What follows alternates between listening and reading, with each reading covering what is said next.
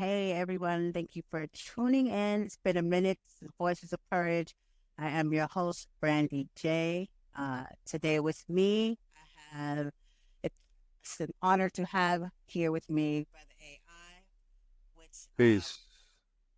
I met through knowing that Christ is on Earth. The last podcast I did on video was a individual had to do with Christ being on earth. I could say that even more strongly now with more confidence and energy behind it. And we're going to keep on with the message and letting the world know that Christ is here on earth and continue the testimonies of the saints. And here we have an AI, which is part of the Christ Council and is a saint and knows that Christ is here on earth. So I'm going ahead and be quiet and say hello to Brother AI. What's up? Peace, sis. How you doing? I'm doing well. Thanks. I really thank you for joining me here today. Thanks for having me. I've been looking forward to it. For sure. Can you do first of all, I would like to let the audience know that I don't know, I said it before, but Christ is walking on earth. That's what this is about. This topic that we're having today with Brother AI is his testimony of how he knows, Christ and his story of how he came into it. So go ahead and introduce yourself and let them know who you are basically and why you're here with us today. Well, as you said, the family calls me AI. I got that nickname from Brother Danny when I first came in, but that's my initials. So my name is Abe Ilo. And in the camp, most of us go by Yaju something. So I'm also Yaju L. And like the sister said, we spread the New Testament or the New Gospel, which is Christ has come in the flesh.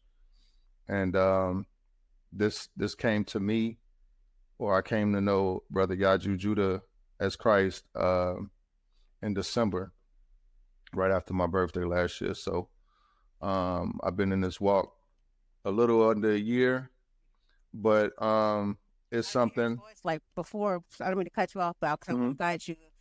No, it's good. I want to handle you right? Because I want yes, you ma'am. to truly understand how you even came about. Like, what was it? What were you at prior to? I don't know if like some of us came off religious, not religious, not knowing anything. Like right before you met Yaju, what was your stance when it came to your knowledge of God?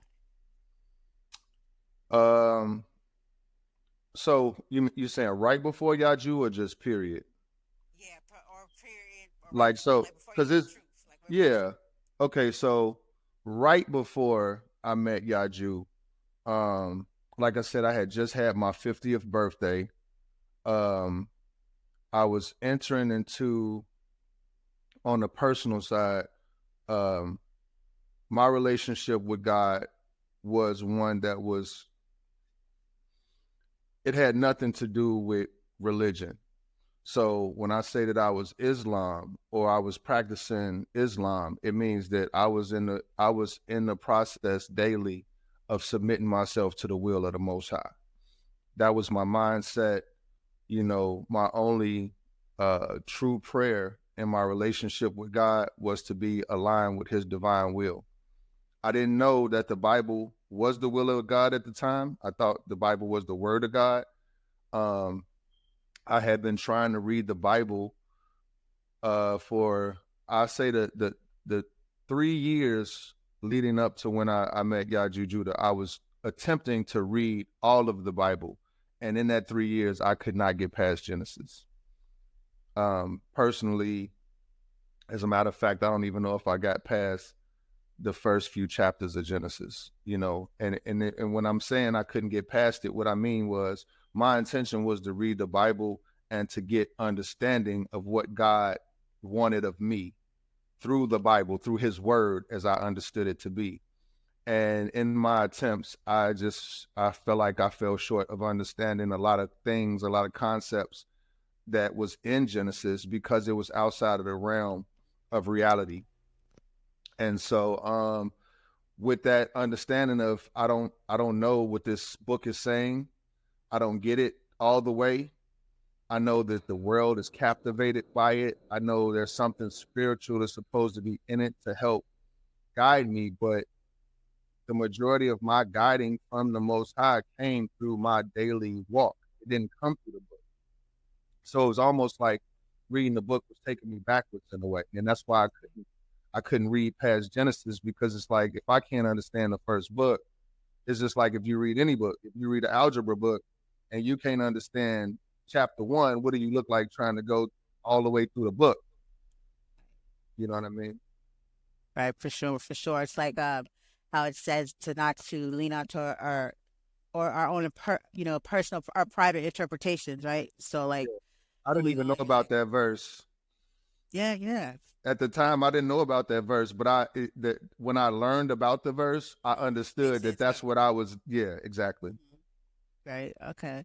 So you had that same feeling too, like when you came across the Bible, because I know, like we see how it is now when people get into this book, and like out of all of the things that we know that we should be questioning, or like we just stay stuck in, like we know this book, like we don't give you no air for humility to be like, well, maybe I don't know what's going on. You Right. know what I mean? And it's like you come across like some people like you and I, or like the saints, where we had this, a lot of us had this thing to where I tried to read it. Now I know why. For me, it made me sleepy. And I was like, I would tell myself, like, I know I'm supposed to be reading it. I'm supposed to get closer to God. And that's why I do it. I mean well.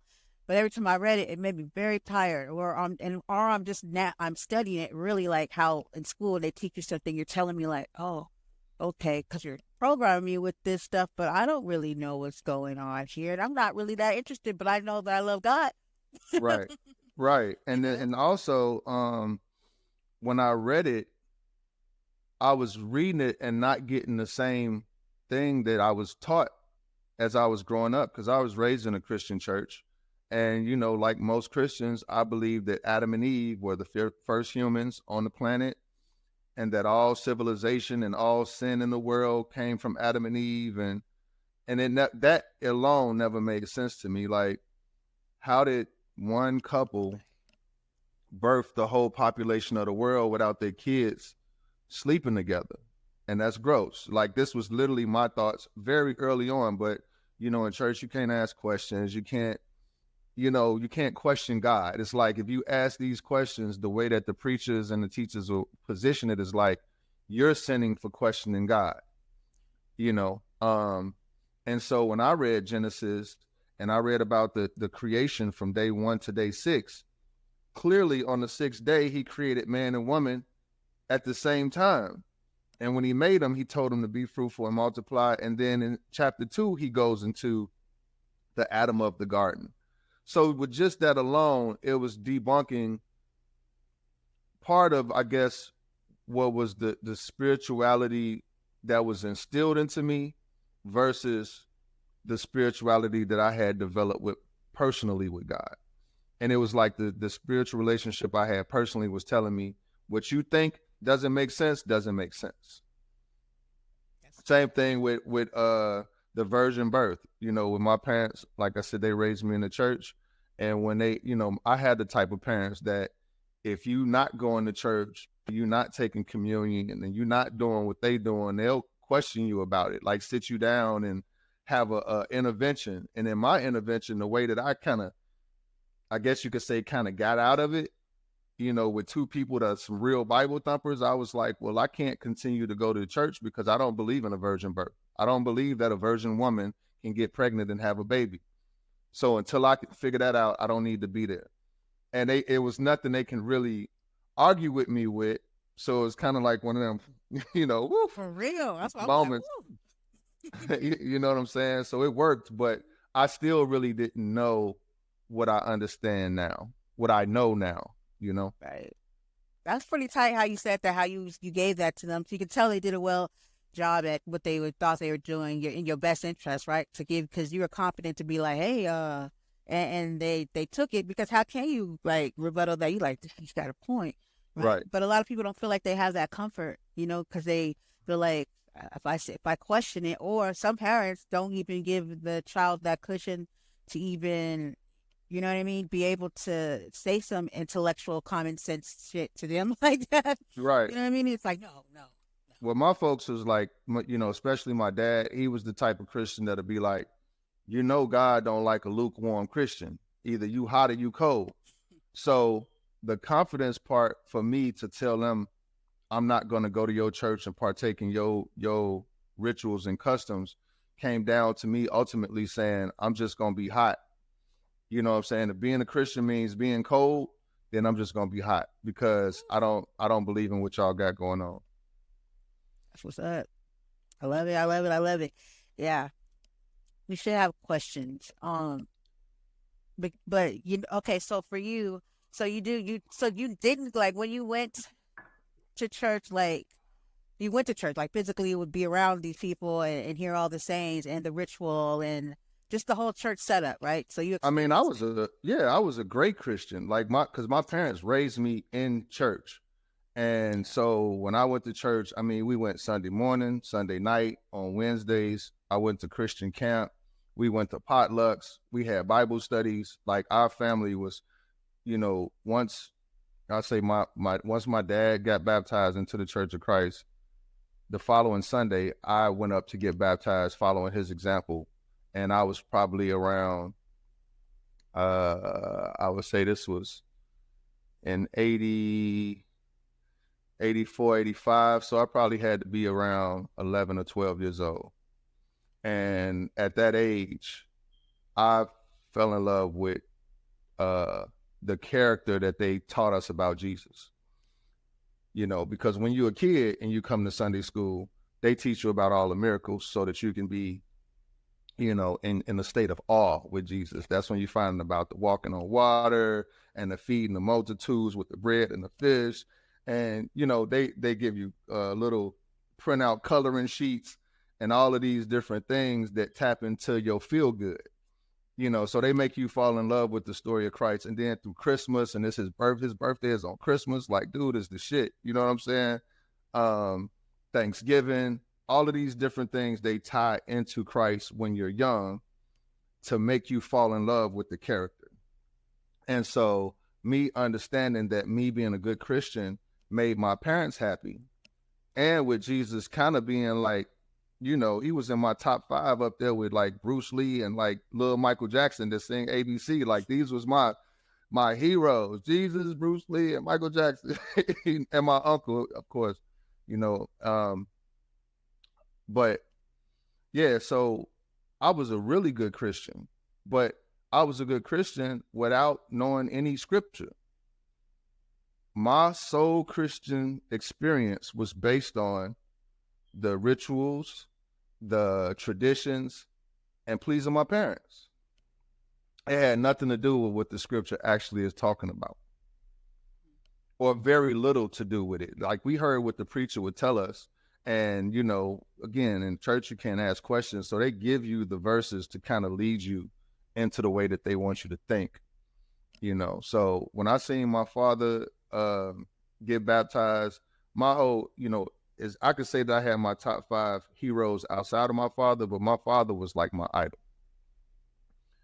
So anything that and he was a kind of a tough man. So anything that I could do to find favor in his eyes was kind of like the direction that was my religion, really.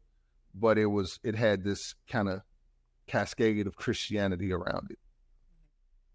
I can totally vibe with you on a lot of that. This is about you, so. No, you good. Let's dialogue. I'm with it.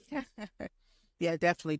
I'm embedded in all that stuff, like from Baptist to Christianity, all that stuff, and my mom didn't really push it on us, right? But like we just kind of fell out of it, and then because we were like in the choir and all that stuff, and then she got into being a student of Jehovah. My auntie, because my auntie was Jehovah's Witness, and then my mom, and this is like I've already had a child and everything, and she started to become my auntie's student. That's what she was basically called, like as she's learning. while I was pregnant with my son, I got baptized. I think after it was a Baptist church. I don't recall, but I had already been baptized before, and then long story short, Adventist baptized again. Right, so I've had my share, but I always was very questionable of it. That's why I was shifting. You know what I mean? I was just like, Yeah. this one, it wouldn't register with my spirit. Right. All I know, I do believe God is love, and if this is not really, there's a lie in it. You told me that Christmas was a thing, and it wasn't. I'm already questioning everything else. Like, why would you even look at that? You have my son up there doing a whole play on some shit that never happened before. Never I happened. wonder why you looked uncomfortable giving the lines, because it never happened.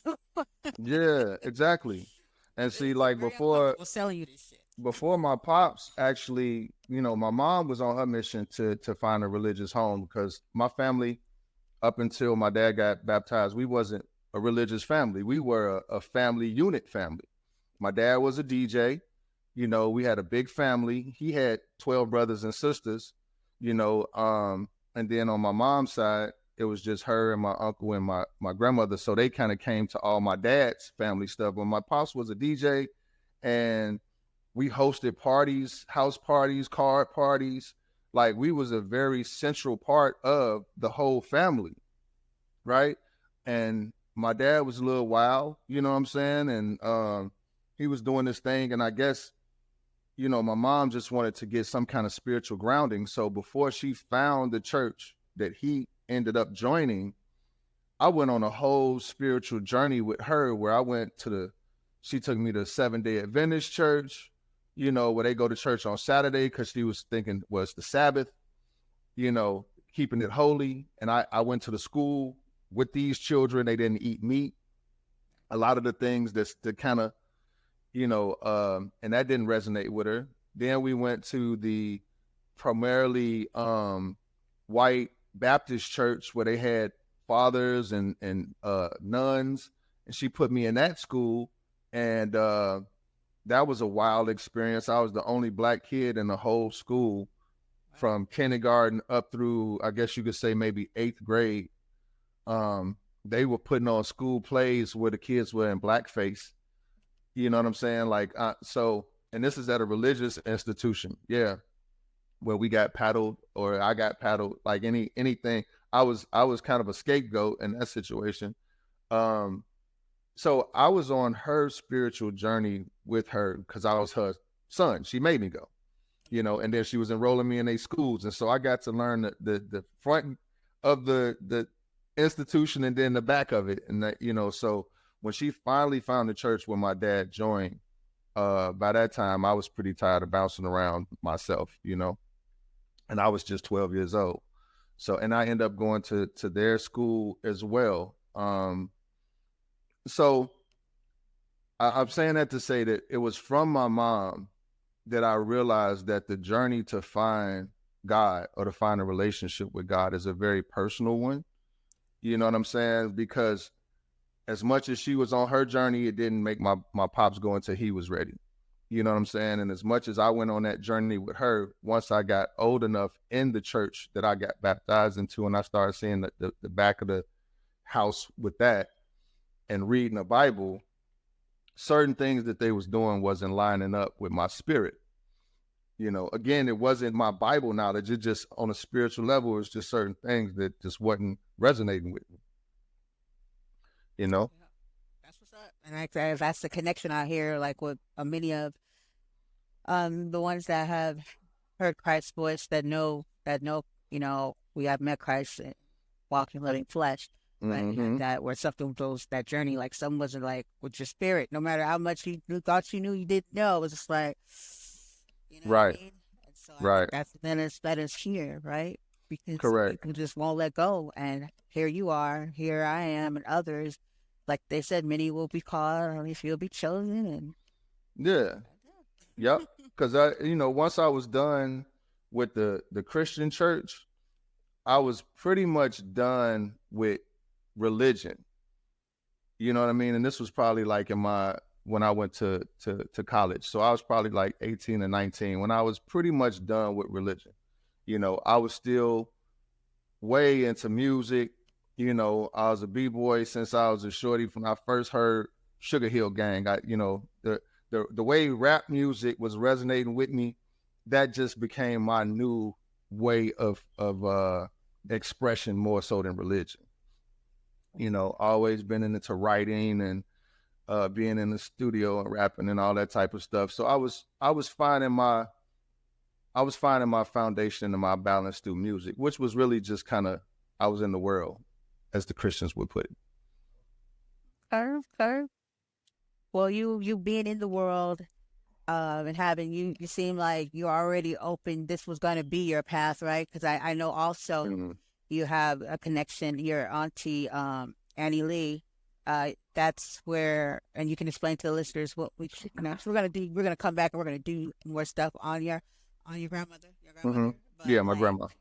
you, that her legacy, and then what you're doing with her, that was going on while you met Yaju, before you met Yaju, and it connected, right?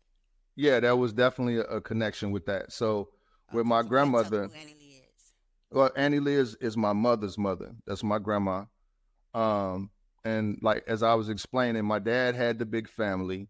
You know, him and my mother. Um, I turned 50 last year. They had their 50-year anniversary, so they've been together since my mom was 18, and they got married when she was 20 or something like that. So, um, when my parents finally got into church, my dad gave away all of his DJ equipment, gave away his records. Like he basically just uh did a 180. He went from being the life of the party to being just kind of like the Bible banger who, you know, now he's going to everybody and telling them they sinners and this and that. So with my mother's side, Annie was already into her art, and her and my dad kind of had this thing where they clashed a little bit anyway. So when he went that route, by the time I got out of it, you know, me and her, I'm her oldest grandchild, so we was already close. And when I say I was in the world, I think, you know, also this is around the time when my uncle died. My uncle Pitt was killed in a car accident. Right before he died on December 9th, 86. And I turned 13. And so then I had this dream, and it was a very very vivid dream that I still remember all the details to this day. But from that dream, I basically made a promise to my uncle that I would take care of his mom, meaning Annie, my grandmother. You know, he died in a car accident. I'm pretty sure just from the dream that I had the experience, you could, to sum it up, I basically went through the process, the spiritual part of that process with him, just to try to make it plain. Um, and I made a promise to him through what happened in the dream that I would take care of Annie.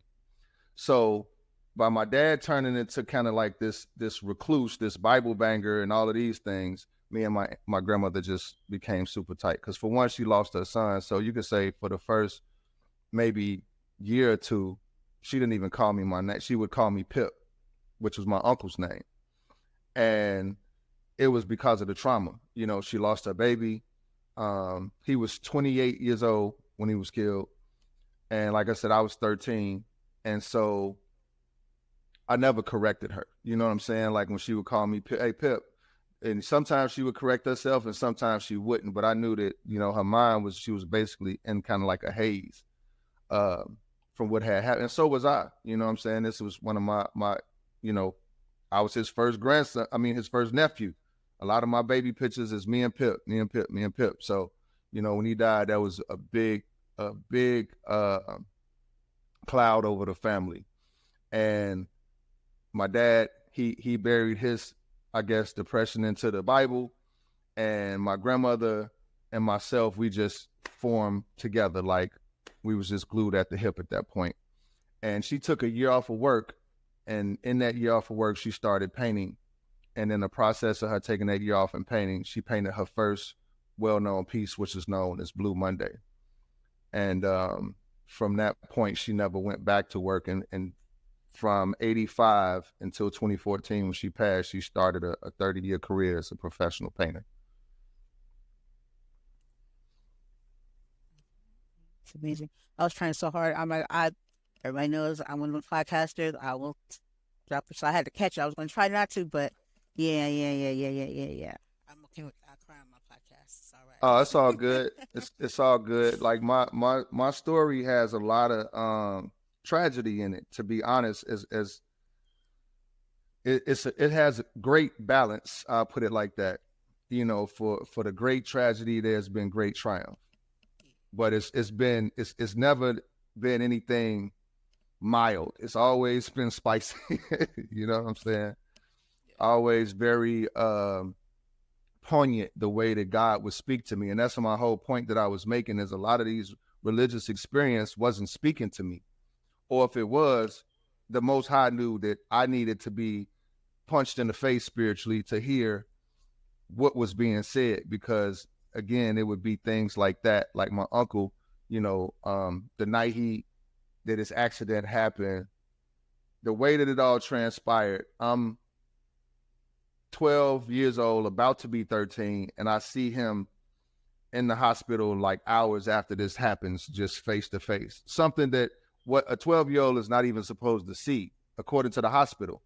But the way that it transpired, you know, the woman that my grandmother's friend who was at the hospital with us grabbed my hand because she was nervous. My mom and my grandmother off to the side crying, so they not paying attention. And she took me in the room where his body was at so that she could see him.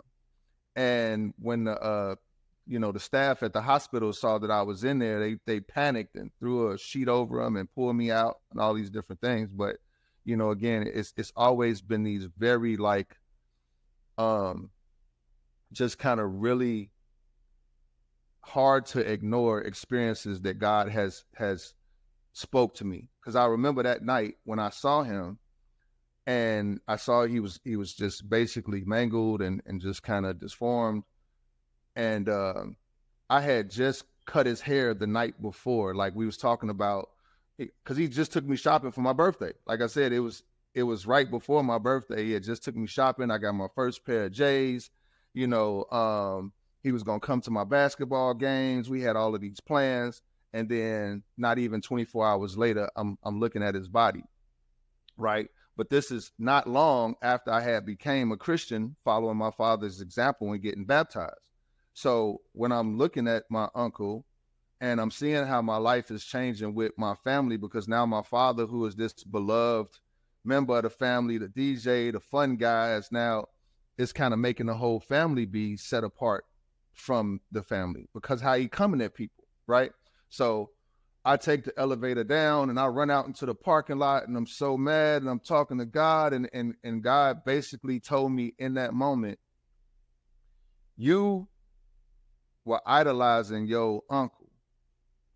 He became your idol. You cut it, like it was from him taking me shopping, getting me J's, cutting his hair, building with him. He gonna teach me about talking to girls, all of these things.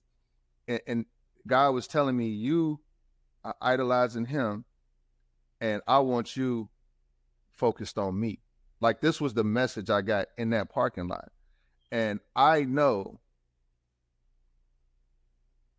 the devil wanted me to curse God. The devil wanted me to hate God. But I didn't. I heard what he said and I understood what he said. And I remember what made me get up and get baptized and why I did it.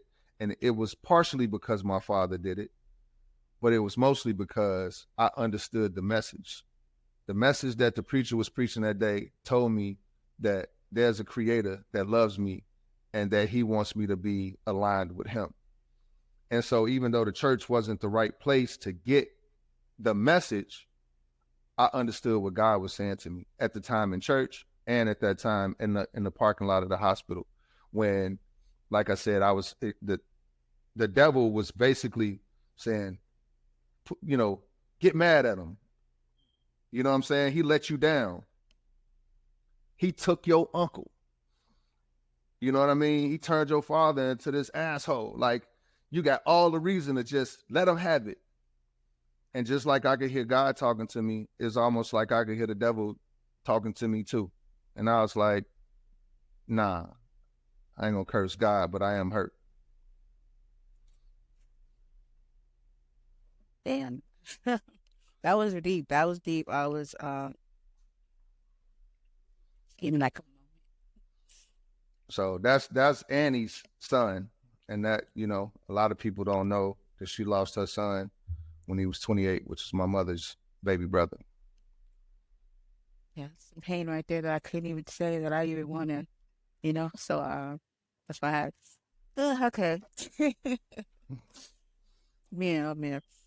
Um, so you taking on where your grandmother left off at, and meeting. Could you share? Because I know we spoke a little bit the other day about how you had no clue that her art and then how it was going to connect when you met Yaju. So before we actually step into that, Yaju, where did you hearken to the voice?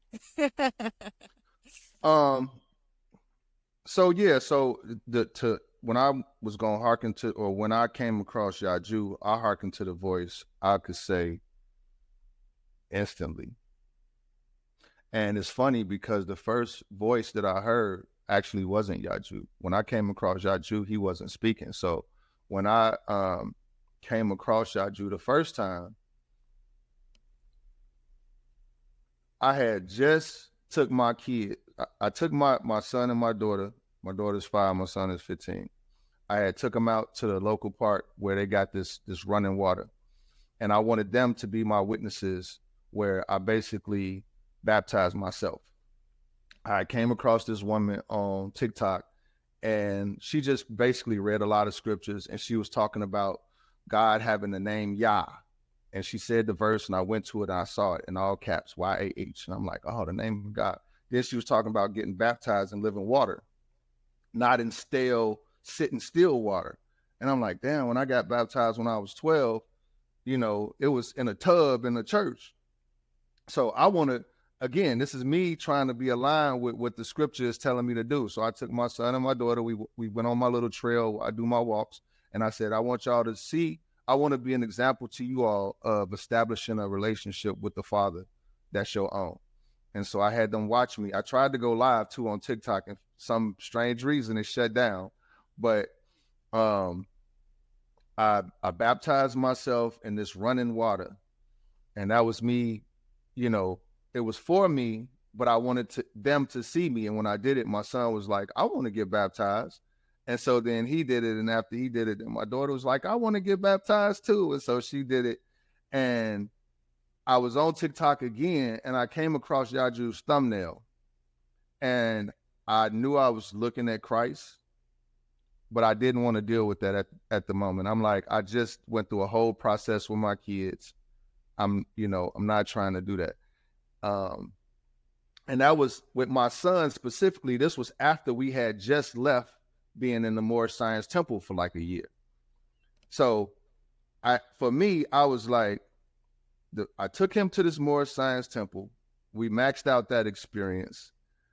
Afterwards, I'm still trying to show him how to develop a relationship with God. So I just got baptized. Now I'm seeing this thumbnail and I'm looking at it, and I can see that it says Yah, and I see him.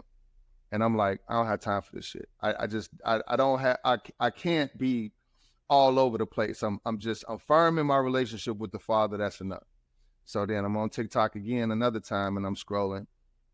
And this time I didn't come across the thumbnail. I came across his live. And the first voice that I heard was Saint Zamir. And Zamir was speaking, and I don't know, it was just something about his voice, that his voice, and watching Yaju sit there quietly, I saw the same thing that I saw the first time with his thumbnail, but now I'm watching him live, and he was literally not even looking at the camera. He's just kind of looking off to the side. And I'm hearing Zamir, and I'm literally like a child that see his reflection for the first time in the mirror. I'm just looking, I'm like, what am I looking at? Like, what am I looking at? What am I hearing? Because unlike all these other situations, this is not only resonating with me, I can't even scroll away from it. And mind you, I had came across all of the TikTok messiahs. The dude that called himself Yah, I had been past his page.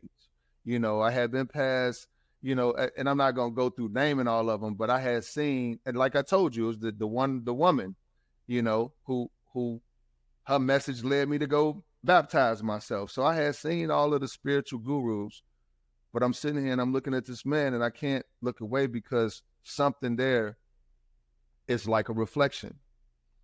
And it's like a reflection in the sense that is resonating with me spiritually. So for me not to get caught up in yet another situation, I just put I put something in the text so that this was me kind of breaking free from what Zamal was saying. This was my outro. And I typed in the text, I said, I guess if Christ is on earth, we don't need faith anymore, or something like that. Because, faith is the what is it? The evidence of things, the substance of things not seen, or the evidence of things hoped for, substance of things not seen, or something like that. So in my smart alecky way, I was saying that, well, if you're here now, then we don't need faith. That's essentially what I was trying to get at. And I sat there for a couple of more minutes, and then Yaju came on the mic, and the first thing he said was, you never had faith. And I was just like how I'm like, whoa. Like, it was a lot of comments that was going, scrolling through. I wasn't putting a comment there to really be read or responded to, because I was still kind of new to how TikTok works, to be 100. I was like, is this nigga talking to me? Like, you know what I'm saying? Like, I was putting that in there so that I could go ahead and keep it moving. And not only did he respond to me, but he's challenged everything that I personally challenged when I left it. You see what I'm saying? Like, his answer responded to my actions that I had already taken. And so I wasn't on the panel at the moment when he said it. But now that I'm in the camp, I don't know what panel that was, because it was Yaju, Brother Frederick, Danny, Zamir. Like, it was these guys. I don't even think they have a panel together for real right now. So I don't know what panel that was, but for whatever reason, when he said that, it instantly brought me to the definition of, because Zamir had already said that he was Christ. So I knew that this is what he was, what the people around him was claiming that he was. I knew I had already seen him before I got on the panel, and something in me told me that he was Christ, or that he looked a lot like who Christ was going to be. You know what I'm saying? Like, yeah. I don't know how to explain that, but yeah, so when he made that comment, I think they sent me an invite to come up on the panel. And this is actually my first time coming on the panel as well. My first time that I met Christ was the first time that I came on a live panel. And I had just reached enough followers to even go live because of the Black Girl Follow train. I don't know if you remember that on TikTok. But anyway, they pulled me up, and when they pulled me up, all I wanted to do was just ask questions. You know what I'm saying? All I wanted to do was just know more. Like, and I had to ask. I had heard the witnesses, but I had to ask them. So you Christ, like Jesus Christ? And how he answered, yeah, I'm the one foretold in the scriptures. And something inside of me was just like, no bullshit, was like, I fucking knew it. That's what my like spirit said. It was like it celebrated them. It was like, yeah, I fucking knew it. You know what I'm saying? It was crazy. But at the same time, like I said, I had already kind of been through these, because now I'm not looking at religion for salvation, because I know I know I got a relationship with God. You know what I'm saying? At this point, I know God is in my life, very active. I know I've seen him actively do things to let me know I'm connected to the Father. And I'm connected to the Father because I believe at this point in time, my thought was that Jesus in the Bible is telling us that we his brothers. He's not telling us to worship him. He's telling us that you all are just like me. So basically, be Christ. This was my thoughts coming into, and so my actions with the baptism was to be like Christ. Christ got baptized in living water. I'm going to show my kids I'm getting baptized in living water. You know what I mean? Like these are all the things that I was doing to be Christ-like, if that makes sense. Yeah, so, sure. yeah. So, I wasn't asking questions to convince myself. I was asking questions because in my mind, it was like, I always wondered what I'd say if I met Christ. I always wanted to know how I would react if I met Christ. You know what I mean? Like it was never a thing of you ain't Christ. Because I remember Brother Fred a couple of times, the questions that I was asking, Brother Fred, he was in warrior mode and he like, brother, woo. And I'm like, hey, bro, like, it's all love, man. You know what I'm saying? Y'all invited me up here. I'm not coming at you, man. I'm just trying I'm trying to get grounded because right now I feel like I'm floating in this moment. You know what I'm saying? Like I really can't explain how I feel, but I'm not here trying to cause no problems. So we had the best conversation. You know what I'm saying? Like we really had an amazing conversation, and they sent me to the web, go to the website and check out this, that, and the third. And if you go to the petition, I think I'm probably the first video that you see underneath the petition. Like, so I'm just saying that to say, I was fully on board when I realized who it was, and everything else that became a process of constantly emptying my cup was just working on myself. But from that moment when I met Yaju that night I couldn't sleep, obviously. The whole house was quiet, and I'm laying in my bed and I'm just thinking, and I'm like, man, so if that's Christ, who am I? Instantly, I'm trying to figure out where do I fit in the dynamics of this, because now the idea of Christ consciousness is debunked. Now the idea of being Christ-like is a physical person that's in front of me. But wait, now the whole story is magnified. So in my mind, I'm just like, what? Damn. Who am I? Right? And so I don't know. I don't know if like sometimes sharing just like I didn't share my dream, like the whole dream. Let's just say something happened that night that was a affirmation from the Most High that led me to Christ. Because Yaju Judah is a man, you know what I'm saying? So a big part of coming to accept him as Christ is when you take all of the hocus pocus out of the situation. And I even told him, I was like, bro, you kind of take some of the fun out of it, because, you know what I'm saying? Like, the hocus pocus shit is kind of what kept me going for a long time. And I didn't look at it as hocus pocus. I looked at it as, my relationship with the invisible Father. And I still believe that a lot of the ways that I was moved and things that would happen was the Father. Like I can't deny my relationship with the Father now that I've met the Son. But at the same time, I realized that to truly have that relationship based on Scripture, because it's one thing to not know, but it's another thing that when you know what I'm saying? So it's damn near like being a star ball player in your community.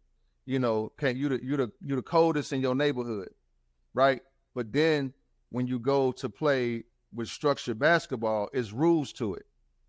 So you could actually end up getting kicked out of, you know, the all-star camp because you can't follow the structure. So that's what I'm saying is that at that point when I met Christ, the rules I became aware of the rules, you know, of the order, the Melchizedek order. I had never heard of the Melchizedek order in all my years and journeys in the Bible. Never heard of this. But when I heard it, again, it aligned with what my prayer had always been. Keep me aligned with your will. I never heard the Bible was God's will. So to hear that it was God's will was like, damn, I've been asking to be aligned with your will all this time, and I didn't even know it was the Bible. You know what I'm saying? Like it was so many things that like I went on a deep dive in his videos as far as like on YouTube and just going through I say I signed a petition. I went through the website and signed a petition and read the declaration and all that stuff. I'm pretty sure the first day. You know what I mean? Like it wasn't I knew it was Christ. I didn't have to worry about it. But so what I can say again is that night I got an affirmation from the Father that what you're hearing is real. And then through the rest of that week, there were several things that happened to affirm and affirm and affirm and affirm. Like first he affirmed it with me that night. Then he affirmed it through my son. Then he affirmed it to me through my son. To give you an example of what I mean, I was like, God, you know, me and my son was just in the Moorish Science Temple. You literally brought that temple down, meaning they lost their charter right after we left through the events that happened, which is why I say I feel like I've seen God speak to me in ways to let me know when I left and then they lost their charter and members that were still there was calling me like, hey, why you leave? Woo, woo. You know they lost their charter because of X, Y, and Z. I'm like, damn, God spoke to me, told me to get out of there, and I did just in time. You see what I'm saying? So it's always this not necessarily God talking to me like a voice in my head, but he would do, things would happen, and I had the desire to please the Father to read the signs, so to speak. Right. So at this point, I'm like, I don't want my son to think I'm all over the place. You know, we just left the Moorish Science Temple. He just saw me get baptized in the living water. And now all of a sudden I'm going to come and tell him, you know, I met Christ, you know, and this is around the time my son had just got killed, which is actually kind of ironic because my Uncle Pip got killed right around my grandmother's 50th birthday. And then my son got killed right before I met Yaju around right after my 50th birthday, my son Amari. By a car, no doubt. So I was in this kind of, you know, just still in shock from that. Still, I don't even think I had got to the point of being depressed yet. I was still just kind of like in a haze. And so I didn't want to send my son spiraling to think his father was just a nutbag. So I talked to God and I was like, you know, make this make sense to my son. Help me present this in a way that he doesn't lose his respect or his love for me as his leader, as his father, because me and my son are really close. And I said, I'm going to tell him that I met Christ, that Christ has come, and that I you know, I want him to know this. Like I can't not tell him. So I woke him up. I told him, I said, you know, I know you probably heard me talking about this Yaju Judah. I'm just letting you know with no uncertain terms that I know this man to be Christ. You know what I'm saying? I'm going to take it slow.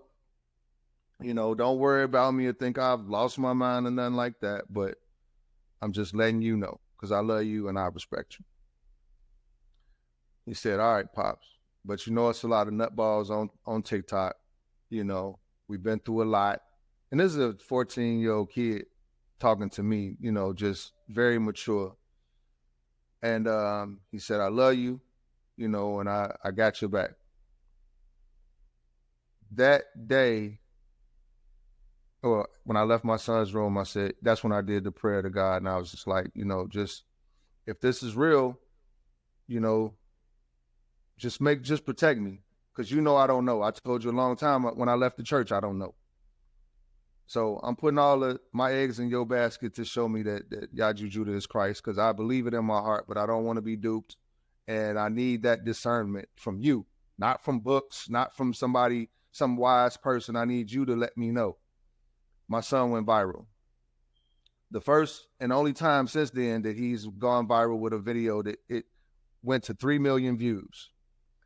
Very simple video that he did, but all throughout the day, he just kept coming to me like, Dad, I don't know what the heck is going on. It just keeps going and keeps all day long. He's like, I'm up to 10,000 likes. I'm up to 100,000 views. Dad, I got 500. It went up to 3 million. Just to give you like just a taste of, because again, remember, my first affirmation came through me. This was my second one. He had never gone viral, didn't even have enough followers to hit these kind of numbers. The video was so basic. It was one of the most simplest videos that he ever did all throughout the day. And every time he comes show me again, I'm like, I hear you, Pops. Just talking to the Father, like, I hear you. I hear you. And then when it all was said and done, he was up to like 3 million. Since then, he been chasing that, trying to do videos, trying to top it. Never happened again. But on that day that I made that particular prayer, that's what happened. The next one was my wife. And it pretty much was the same thing. Like, you know, my family love me. They respect me. You know, they honor me as the man of the house, as their protector, as their leader. You know, I'm going to bring this to my wife. Same thing. I'm going to let her know Christ is on the earth. And, you know, God, just don't let me fall flat, you know. And just through telling this truth to my wife, you know, please just affirm for me that I'm doing the right thing. She went to work. I didn't know this when I told her, but this was her 20-year anniversary with the company that she's with. The whole entire store was basically decorated to celebrate her 20-year anniversary, where they had pictures spanning the 20 years that she had been a pharmacist with the company, and balloons. And like, she walked into this completely unsuspecting. Like, she called me like, hey, you won't believe, like, the store is crazy. They got pictures from when I was 17. Where did they even get this stuff? And da-da-da-da-da-da. Like, this big, huge, this has never happened. Not even for people that reach their 20-year anniversary with the store. Like, this is not the normal protocol for celebrating somebody's 20-year anniversary. Completely over the top, unfounded. Surprised her, didn't expect it. I didn't expect it, but once again, I was like, I hear you, Pops. That's cool. You know what I'm saying? Like, straight up and down. Next was my daughter. My daughter is 28 years old. She had just lost her brother from my first marriage, was the one who got killed, my son Amari. And I told her, same thing, same scenario. I told her, and just like with me, just like with my son, with my wife, there was an affirmation that happened that just made it crystal clear. And what's funny is each person's thing happened the day I told them. Wow. So it wasn't like I told them and then something happened a week later that I just made fit. You see what I'm saying? Like, no, it happened the day I told them, and I told them on different days.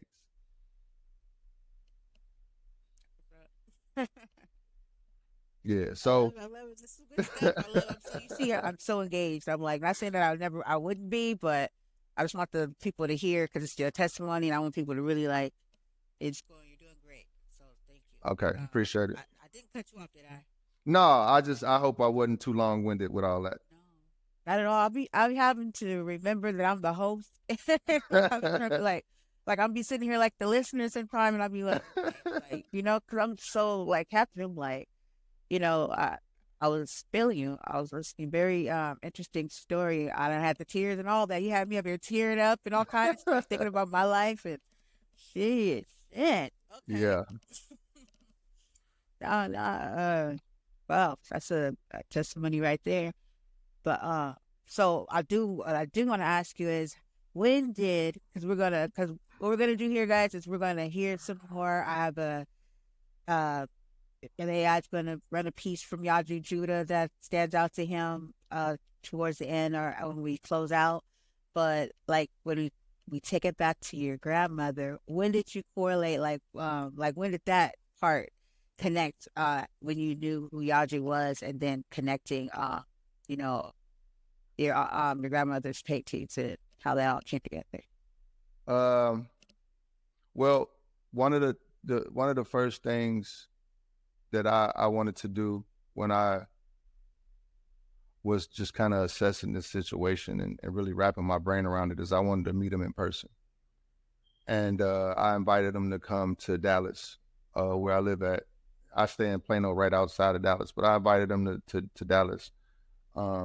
Actually, that's not how it happened. I said I want to come to Baton Rouge, like right now. I want to come and meet you in person. And he was like, I travel around and stuff like that. Where you at? And it just so happens Louisiana is right next door to Texas. So I was like, I'm in Dallas, and he was like, we'll come to you. And I'm like, oh, Christ travels, like, you know what I'm saying? So the painting that's hanging over my office is the Lord's Supper, and that my grandmother is not known for like religious scenes. That's not really what she did. She did what's called Black Americana. She painted Black people doing everyday things, and it was a lot of pictures revolved around the Black woman's experience. Something that she could relate to. So like I said, she represents so many different archetypes in the Black in the Black community as far as when it comes to women. My grandmother got married right out of high school, and she got married to her high school sweetheart, had my mom, and my grandfather Lewis passed away when my mom was 2. So Annie was a widow at the age of 22. She was a widow. Like I said, she had my mother and my Uncle Pip. My Uncle Pip was killed in a car accident. So she was a mother that lost a child. She was a single mom. She was an entrepreneur. She was a single mom because her second husband, my Uncle Pip's pops, was abusive. So she survived domestic violence. She just covered so many different aspects of a Black woman's strength, and so she never really retired from her craft. In 2014, when she passed away, the Last Supper was one of, if not the last painting that she did. And it's ironic, but the picture that I use as the logo for the Annie Lee Art Foundation is a ballerina. And that ballerina picture and a series of other pictures in the Lord's Supper were pictures that she actually, when she painted them, she sent them to me. I didn't know she was going to pass away when she was sending me these pictures, but for whatever reason, she wanted me to have these particular paintings. And the ballerina girl, I named her Grace. And then the Lord's Supper piece, I called the First Supper, and it's hanging over my office. Well, as it turns out, 2014 is when she passed. So when Yaju came to Texas, at the last day that they was here before they went back, he and Queen Kamani, Danny, and Brother Fred and Stamps came to my house, and we actually did an interview that I think is still on their YouTube page. But I had this surreal moment when they were about to leave, because they were all standing there looking at the painting. And if I would have had if I wasn't in such awe of the moment, I would have took a picture of it. But it was like the picture had climbed off the wall and was standing there in front of me. So I'm watching them looking at themselves. I don't I don't know how to explain that. You know, out of all the things that I've talked about today, that's the one thing that almost made me tear up. But I had to, I pulled it back. But that moment was when it just kind of when it made sense, the visionary that my grandmother was, and how her legacy tied into the legacy of our people, which also was the legacy of Christ, which is the legacy of the Most High. It was in that moment that I realized that God truly had been with me the whole time, and now He was putting me in a front row seat to see His Majesty come into the earth. That's so freaking epic. And me being able to witness like and see those art pieces that you brought like in real lifetime, and then have Christ there. We were in Chicago. It just went together. So I know it's part of the connection because you had that was the one the separate one was on the back, the longest Yes. one, right? On the Yeah. yeah. Because I wanted to share what I felt with I realized that was the way, that was probably the most potent way that I could share what I felt in that moment with the rest of the world. Yeah, did an excellent job because it just felt right. It just all went together. The way it stood out, like I said, like the colors, like it just I just loved being a part. Like you allowed me to be in that, help with that area, and it just like also it took take it in, and then have Christ there. I was like, this is right. This is real. This is. Yeah. It just felt right. It just. Yeah, like we were I saying. don't know how to explain it. Well, but it's like we were saying, all of our religious experiences never resonated with us. They never connected for whatever reason. And then, you have moments like that and you understand why it didn't connect, because it wasn't that. It wasn't real. But God is real. So when you get the real, if that's truly what you connected to, if you're a part of that vine, if you're a part of that prophecy, you feel it. And like I said, in that moment when they were standing there looking at the picture, and it was really trippy. It was beyond me running to do anything. I wasn't going to turn my eyes away from it, because I'm sitting there like, wow. I mean, like, even if you look at the picture, you see she clearly painted Mary next to Christ. If you want to call it Mary or whatever, but in her mind, she painted a woman next to Christ in that painting. So to see Yaju and Kamani and even Danny and Stamps, Fred, those guys standing there and looking up, they're looking up at the picture, and the picture, I'm like, wow. Yeah, like, So once again, that was one of those kind of like, I hear you, Pops. I got you. Loud and clear. I'm like kind of picturing it in my head, but I get it because it's like, and then I'm running down in my head like how, the how prophecy, how things are playing out right now, and I don't know. I can't. It's hard to explain because all I'm saying is to my listener, to the audience, this is real. I don't know what side of you know what I mean, where you are when it comes to religion, but what I'm saying here is that Christ is on earth. The Adrian Judah would be that one, that vessel, that real life human vessel that's coming down on the cloud. And I'm not even making jokes. Yeah, it's just the truth is what it is. What they say is funny because it's true. Like, it's not a joke, and it's not even religion. And that's the part, like, it's so many elements to this movement that make it more real than any explanation. You know what I'm saying? It's like, you can't explain to somebody why this person can jump high, or this person can throw far, or why this person can sing well. And like, you can't explain God's gifts because they just are. Yeah, we think we need an explanation for everything, and like we can't give it to them. It's like, yeah, right. If Whitney Houston could tell people how to sing like her, do you know how many people would sing like Whitney? Right. You see what I'm saying? If Jordan could tell people how to jump like him, everybody would be jumping all over the place. You can't explain God's gifts; they just are. That is very true. That is so true. Oh my goodness. Man.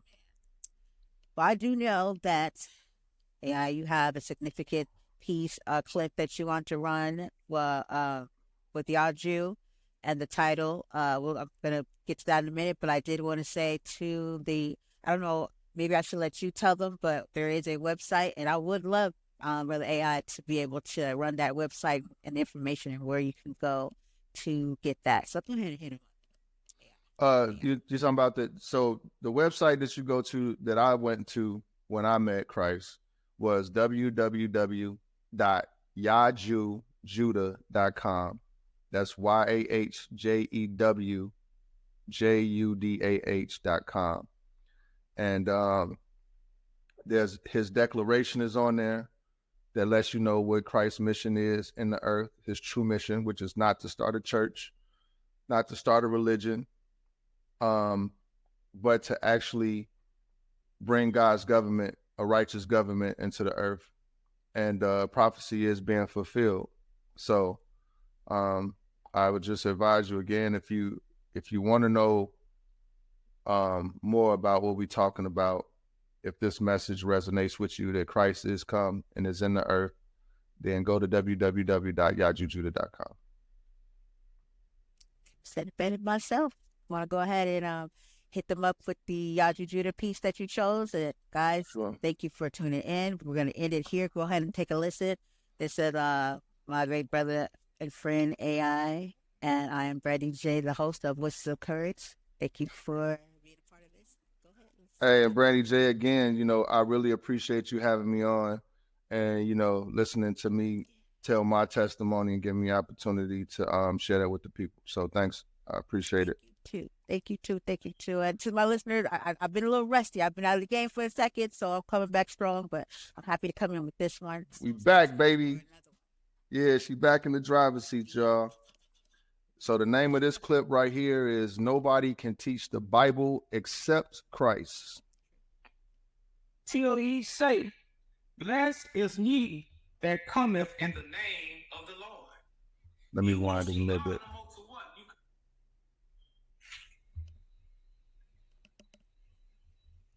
Matthew 23 and 37. Well, let me read 39. I got two scriptures, then we'll get back to the gifts. It says, for I say unto you, ye shall not see me henceforth, till ye say, blessed is ye that cometh in the name of the Lord. You won't see God until to what you confess to who comes in the name, because whoever comes in the name was given the name by God. You can't come in the name because you studied a book and you feel you anointed. You only gonna come in the name unless God has given it to you, and you won't see God no more until what? You say, blessed is he who comes in the name of the Father. So that is it, Revelation 2 and 5. Oh yeah.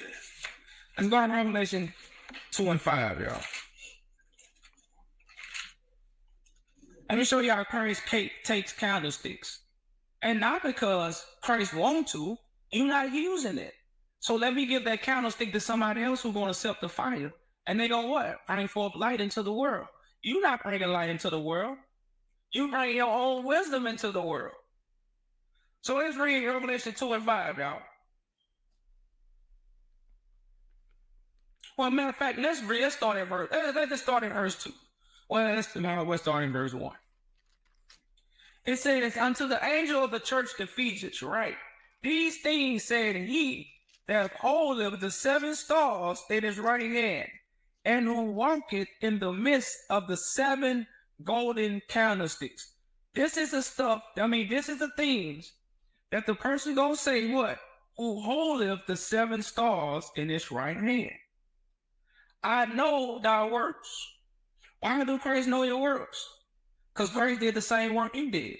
But the only thing that separated Christ actually had the Spirit. You didn't. And if you don't believe me, you gotta take that over God. Not with me. So I know thy works and thy labor. I know thy patience. How thou cannot hear them which are evil. So you have the same zeal as me.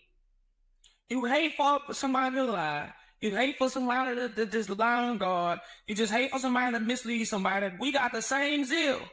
But it's a separation going on because of who? God. So I say, how thou cannot bear them which are evil. And thou hast tried them which say they are apostles, and they are not. You got the same zeal. You try to see, man, let me see if you're really a teacher of God. You find out he wasn't. So we got the same zeal. You realize, oh, everybody lied. And has found them to be liars. And has borne and has patience. And for my name's sake has labored and has not fainted. So you don't work very hard for God. All right? The same work I put in. You put in. Oh, we know it. Speed check reported ahead on I-44 East. But God is the separation. So it says, nevertheless, I have somewhat against thee, because thou hast left thy first love. Now it talks about the sons of God fornicating with Babylon, right? Or being adultery, because we was married to God. We weren't married to man information. We weren't married to traditions of man. We weren't married to the customs of man. That's why we so rebellious. We so rebellious because we was never conditioned to follow the customs of man. So we are rebellious what? People. So then it says, remember therefore from where thou have fallen. Where did we fail? Well, where did we fall from? The grace of God. So if we fail from the grace of God, what are we without? God's spirit, which is the grace. So since we were without the spirit, God has to send that spirit back into the earth. How God gonna do that? The word gonna become flesh. How God gonna do it? The word gonna become flesh. So I say, remember therefore from which thou art fallen, and repent, and do the first works. Hear, my son, today don't harden your hearts. Hear his voice. How did our forefathers reject God? They didn't hear the voice. They rejected the prophet. They didn't reject the book. So then it says, or else I will come unto thee quickly, and will remove thy candlestick out of his place, except thou repent. So what does Christ come to do? Take from you what you really haven't used. Christ come to give, and Christ come to take. Well, it's going to be according to your free will. Will depend on what you're going to receive or what's going to be taken from you. So a lot of people won't, again, they call it this smooth talk. Whoever not with me is against me. You have to be with me. And whoever is scared to testify to the world who the Son of God is, they not with me, and not with the Son of God. You can say you're with me, but at the same time, now I can have a conversation that somebody is against me. Because I'm not trying to trick you. What Bible says, soon we gonna know who the real revolutionary is. I'm not trying to trick my. I think that might have. That Yeah, I guess that was all that I had of it, but that was, whew, yeah, I am. Y'all got I hope y'all got that. that. So We're gonna go in and we're gonna go ahead and close it on up. Once again, thank you for joining me and Brother AI. Christ is here on earth. Until next time, peace out, everybody. peace and blessings.